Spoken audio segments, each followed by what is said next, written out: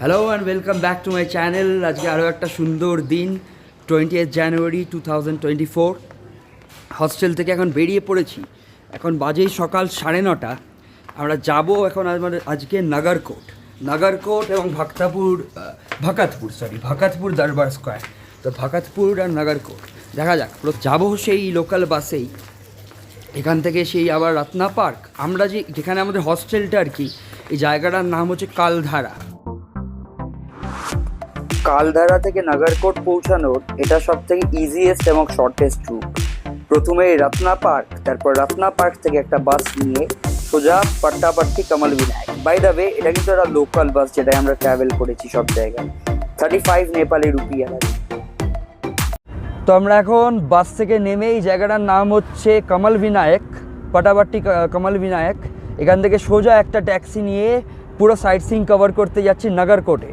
এখান থেকে আমাদের নিয়ে যাবে হচ্ছে ভিউ টাওয়ার এবং আশপাশের কিছু কিছু জায়গা দেখাবে। क्या क्या जगह दिखाएंगे दादा आप? आपको टावर में जाएगा, हाँ, में शांति स्तूपा, बाद में ब्रिज, ओके। बाद में পঞ্চমহালক্ষ্মী। এসব ঘুরিয়ে দেখিয়ে আবার ব্যাকে নিয়ে আসবে রিটার্নে। তো এখানে আমাদের ইন্ডিয়ান কারেন্সিতে গাড়ির আর কি ট্যাক্সি করে যে খুব কমফোর্টেবলি যাব, পড়ছে হচ্ছে 2000 টাকা আপ অ্যান্ড ডাউন, যাওয়া আর আসা। তো সোজা গিয়ে ভিউ টাওয়ারের একটা সুন্দর ভিউ দিয়ে কথা শুরু হবে। নেপালের কাঠমান্ডু থেকে নাগারকোট প্রায় 32 কিলোমিটারের রাস্তা। লোকাল বাসে লাগলো 1.5 ঘন্টা। এবং নাগারকোটে সাইট সিইং করতে বেরিয়ে বাকি যে সময়টা 2195 মিটারসে অ্যালটিটিউড সিচুয়েটেড ইন নাগারকোট। তো দেখতে দেখতে পৌঁছে গেলাম নাগারকোটের ভিউ টাওয়ার পৌঁছে গেলেও বোধহয় ভিউ টাওয়ারের ভিউটা ভাগ্যে লেখা ছিল। তো এখন ভিউ পয়েন্ট দেখা হয়ে গেল। এমন কিছু আহামরি লাগলো না সত্যি কথা বলতে ভিউ পয়েন্টটা। যদিও তার আরও একটা কারণ আছে যে আজকে ওয়েদারটা খুব ক্লাউডি, তো সেরকম ভালো ভিউ পাওয়া যায়নি। প্রচুর লোক এখানে এসে পিকনিক করতে আসেই প্রায়। তো সেই কারণে খুব ভিড় ছিল উপরে, খুব ক্রাউডেড। আর টাওয়ারের উপরে আর একটা টাওয়ার ছিল যেটা ক্লাইম্ব করতে হয়েছিল, যেটা দেখালাম আমি। ওইটায় ক্লাইম্ব করে আমি নিয়েছি কিছু ফুটেজ। তো এখন আমরা আবার গাড়ি করে যাচ্ছি ভিউ পয়েন্ট থেকে শান্তি স্তূপা। এখন দেখা যাক শান্তি স্তূপাটা কেমন লাগে। নাগারকোটে ঠান্ডাটা কাঠমান্ডুর থেকে একটু বেশি। আচ্ছা, আর একটা জিনিস জানিয়ে রাখি, নাগারকোট কিন্তু মেনলি আসা নেচারের জন্য। বাকি ম্যাক্সিমাম সবই ট্যুরিস্ট অ্যাট্রাকশনস, বাট সেরকম কোনো হিস্ট্রি নেই। ভিউ পয়েন্ট দেখার পরে এখন আমরা চলে এসেছি শান্তি স্তূপার কাছে। এখন দেখা শান্তি স্তূপার পালা, দেখি এটা কেমন লাগে।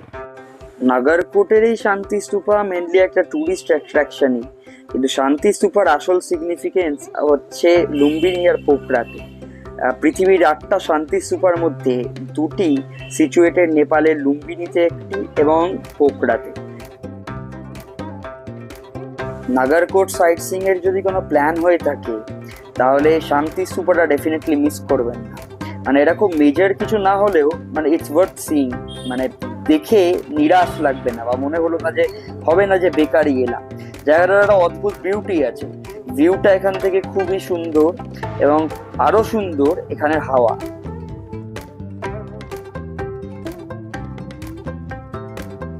তো দেখা হয়ে গেল শান্তি স্তূপা। এখন আমরা বেরোচ্ছি আবার গাড়ি করে রানীপুল দেখতে, একটা ব্রিজ, সেই ব্রিজটা দেখে আসবো।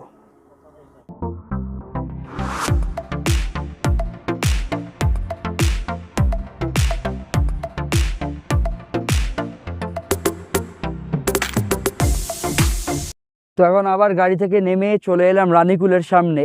এখানে সিঁড়ি আছে, কিছু সিঁড়ি দিয়ে হেঁটে হেঁটে আমরা যাবো ব্রিজটাকে দেখতে। প্রায় 150-200 সিঁড়ি হেঁটে নিচে যাওয়ার পরে ফাইনালি পৌঁছে গেলাম রানীকুলের সামনে। তো চলে এসছি এখন আমরা ব্রিজের সামনে। এই ব্রিজে পৌঁছে ব্রিজের মাঝখান থেকে যেটি কতটা সময় আমি তাকিয়েছিলাম নির্বাক হয়ে পাহাড়গুলোর দিকে আমার মনে নেই। সেই সময়টা সত্যি ভারী সুন্দর। বোধহয় হতে পারে সব কথা মুখে ব্যাখ্যা করা যায় না।